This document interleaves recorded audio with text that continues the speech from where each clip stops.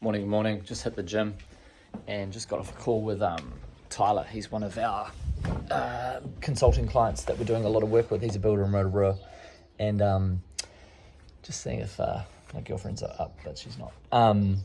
Just got off a call with him, so it was real interesting. It was just like I got off the call with him, and I wasn't like trying to tell him how to suck eggs. Like, he's a good builder.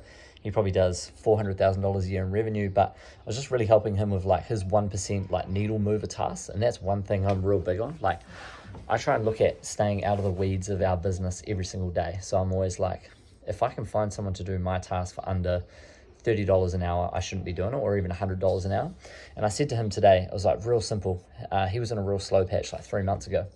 And then I've just started increasing like his Facebook spend, his awareness, like just doing some general organic posting and stuff. And he's starting to see the results of that, but it's 3 months later. And I just said to him today, take a break, middle of the day, because being a builder, the busiest time of the day is probably 6 a.m. till 10:30, getting the boys rolling, getting everyone on site organized, talking to clients, scheduling subbies. And I just said to him, get in the habit today, 12 till 1:30, go home, turn your phone on Do Not Disturb. And I just gave him 3 simple tasks. I said, record a 2-minute video about what you did last week, 1 good, 1 bad, and the overall feel of the week. Number 2, schedule out a Facebook and an Instagram post. So you can do that through the same app. So he can log into later.com, schedule the post. I showed him how to post on Facebook. I went through his G Drive, found a whole lot of photos of his jobs, picked out 2 to 3 photos for him, and just said, do this. And it was like a subfloor digger prep, posts in, and then subfloor down, so 19mm flooring ply. And I just said, listen, do like a 3-post carousel on this, put the location region of where you are so you can come up like relatable, 5 hashtags, builder Rotorua, maintenance Rotorua, handyman, and construction, and just those areas. So when people search up on Facebook and Instagram, they can see his area. And I said, make that Facebook post today, just do that once.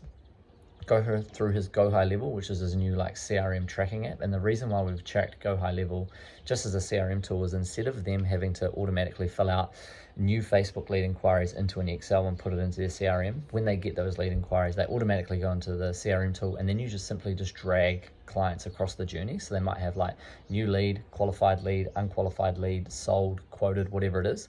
And I said, just get in the habit every single day going through your GHL and updating where you're at with everything. So it might be a case of moving old fucking Sharon from, unqualified to now she's qualified. Followed her up 2 weeks later and she might be ready to do the job. Or in his example, he just sent a proposal and some rendered drawings back for a kitchen and bathroom renovation for a client. They had $70,000 to spend, and they said, oh shit, we don't know if we want to do the kitchen because it seems quite intense, could potentially be some variables, etc. And I said to him, well, you're better off to go and at least get the bathroom renovation for 35k than drop the 70k. And he said, oh sweet, okay. So I said to him, follow up that old client, go back to them and say, hey, listen, you don't have to spend the 70k now. We'll drop the kitchen out and we'll just do the bathroom. So that was my thing for him, is go back, follow up a whole lot of old clients. And he sees the positive benefits of doing generic follow-up, touching base with clients, even if you feel like they may have dropped out the pipeline bloody 2 to 3 months ago. It's like when I first started Rapid QS, I was sending Instagram DMs for freaking every single day, 80 to 100 DMs. So that for me, and people coming back into the pipeline 2-3 years later. And I said, you'll just start compounding on all of those items, like all the organic posting, all the follow-up, all the outreach. You might not get any results for 4 weeks, 6 weeks, 8 weeks, but when you first get your like outreach, you first get one person come back. It might take 8 weeks to land the first sale, but then after that it might be 6, then it might be 4, then it might be 1, and then it might be every other day. And I said, if you compound the effect of organic posting, follow-up, storytelling on your business, and doing at least 4 hours a week minimum of sales and marketing. I would say 4 hours a day. I do 3 to 5 hours a day. All I do is post on every single platform, and I'm looking at analytics, metrics, and how I can improve my content. So that for me is like really, really key. And for this trade business owner, I said, mate, if you want to go from 400k to $1 million, you've got to double the output you're doing. And it's super simple. I said, how many quotes did you send last month? He was like, I only sent fucking 6 or 7. I was like, bro, imagine what happens when we send 20. And he's like, how do we get to 20? And I was like, follow these key items.